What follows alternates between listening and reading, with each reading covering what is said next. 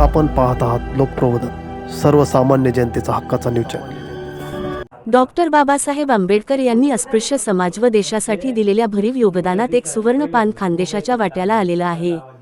त्यापैकी एक पान म्हणजे धुळ्यातील लांडोर बंगला।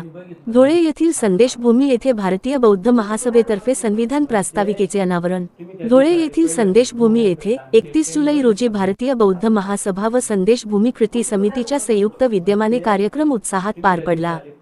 जिल्हाध्यक्ष बीटी अहिरे व अध्यक्ष आनंद सैदाणे यांच्या मार्गदर्शनाखाली संविधानाच्या प्रास्ताविकेचे अनावरण करण्यात आले।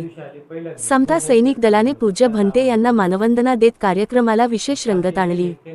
यावेळी महासभेचे पदाधिकारी, कार्यकर्ते व समाजबांधव मोठ्या संख्येने उपस्थित होते। कार्यक्रमानंतर भोजनदानाचे आयोजन करण्यात आले। कार्यक्रम यशस्वी करण्यासाठी संदेश भूमी कृती समिती व भारतीय बौद्ध महासभेच्या निमंत्रकांनी विशेष परिश्रम